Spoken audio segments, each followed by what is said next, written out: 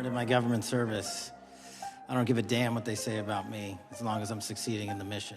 How are we supposed to have confidence when you're sitting up here telling the Senate yesterday that it will take you 14 years before you can get the FBI fully staffed to do their jobs? You're also now redirecting resources so that they can go and play ICE agents on the street. There was domestic terrorism that was taking place at HBCUs. They were targeted.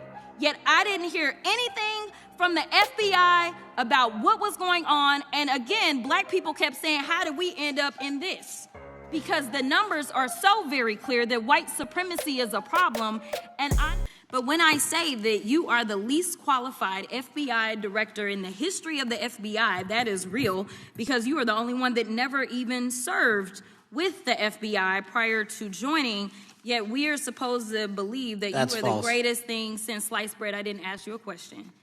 Now, what I want to go through is to talk about why you are a failure and why, honestly, we just need to tell you bye-bye. I know that you got a little upset and you put on your show for your boss because it seems like you're trying to save your job when it came to talking to Senator Booker yesterday. But let's go through some of your failures. So before you were even confirmed, and I think one of my colleague from Georgia, pointed out that you were already targeting career officials so that you could direct illegal firings. Mind you, these cases that you were so upset about, which are the ones tied to Trump, the cases came through his handpicked FBI director. And frankly, when people sit around and say things like, oh, you know, we're happy because now we feel safe. I don't know who feels safe in this country except for the white supremacists, because I specifically as a black woman definitely don't feel safe. And frankly, my colleagues have been real nice to you today, and I applaud them, but I don't have the same demeanor because I know that multiple colleagues on this side of the aisle have faced death threats. In fact, somebody tried to kill one of my colleagues. And frankly, I don't know if this FBI or under your leadership, if those people would have been caught. I don't have any confidence in you. And if we start talking about the reasons that I lack confidence, we could start with you not just wanting to acknowledge some simple facts. Simple facts like the vast majority of the threats are coming from right-wing extremism. And I know my colleagues have tried to stress this, but I decided that I would maybe do it in a different way.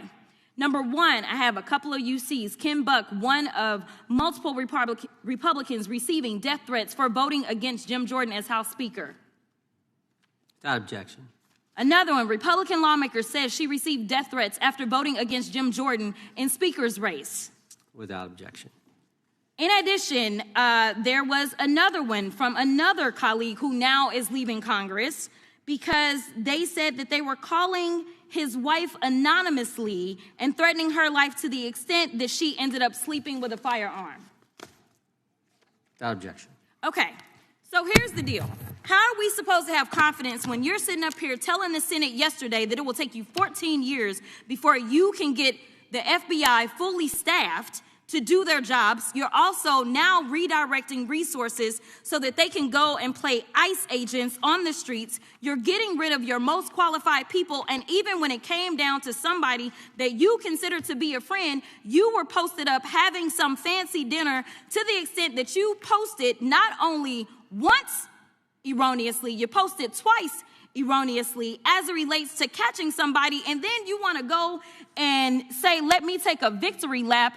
Because honestly, if it wasn't for parents deciding that they were going to turn in their child, it seems like y'all wouldn't have got there, even though he literally confessed online. So I'm confused about what it is that the FBI is doing except for trying to put on a show for the apprentice or whatever you want to call him.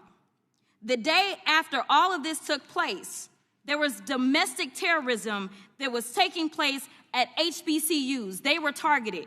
Yet I didn't hear anything from the FBI about what was going on. And again, black people kept saying, how did we end up in this?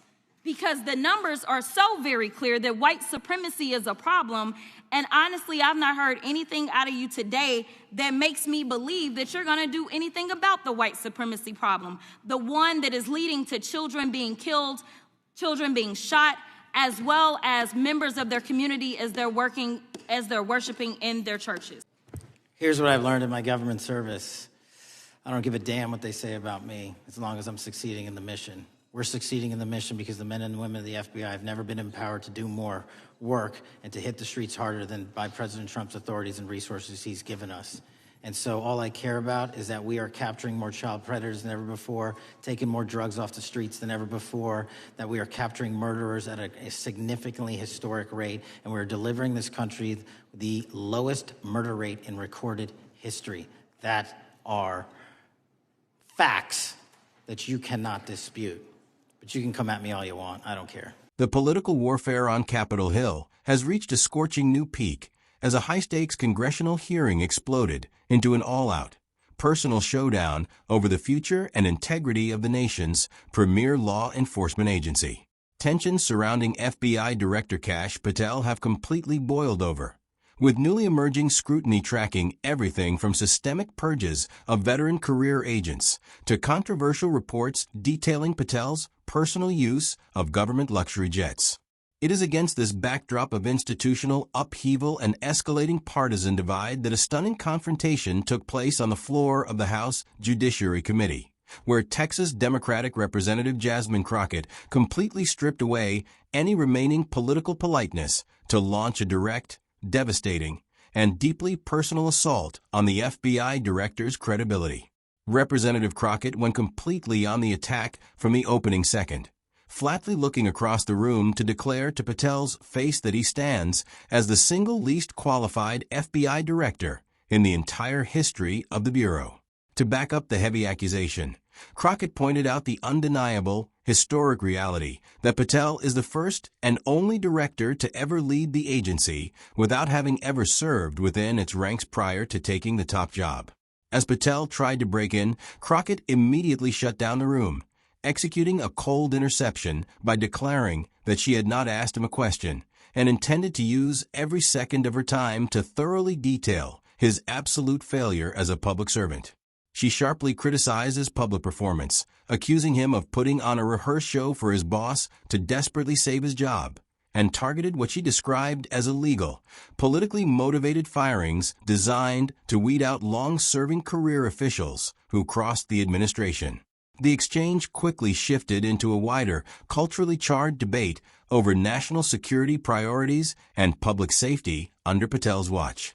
Crockett, speaking aggressively as a black woman, explicitly stated that she feels completely unsafe in a country where the FBI appears to be ignoring clear data, proving that the vast majority of ongoing domestic terror threats stem directly from right-wing extremism.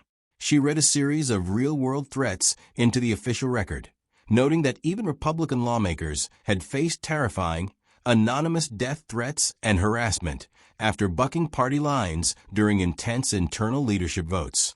Crockett lambasted Patel's controversial Senate testimony, where he claimed it would take up to 14 years to get the FBI fully staffed, aggressively pointing out that while the agency drags its feet on critical threats, resources are actively being pulled from core investigations to act as street-level immigration enforcement, and top-tier talent is being systematically pushed out the door.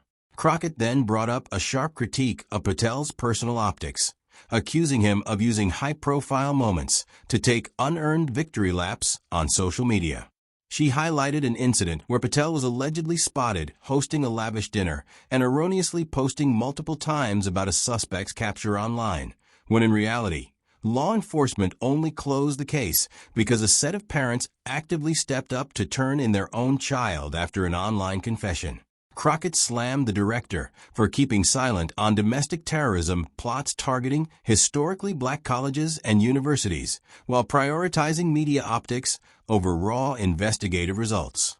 But Director Patel refused to back down an inch, meeting Crockett's fiery monologue with a defiant, iron-willed counterpunch that instantly set social media ablaze. Staring right back at the committee, Patel bluntly declared that he does not give a damn what politicians say about him, as long as he is successfully executing his core mission. He aggressively defended his record by pointing out that under his administration, the men and women of the FBI have been heavily empowered to hit the streets harder than ever before. Patel closed the jaw-dropping confrontation by firing off an unshakable list of statistical metrics, asserting that the Bureau is currently taking down more child predators, clearing more deadly drugs off the streets, and capturing violent murderers at a historic rate that has ultimately delivered the country its lowest recorded murder rate in history.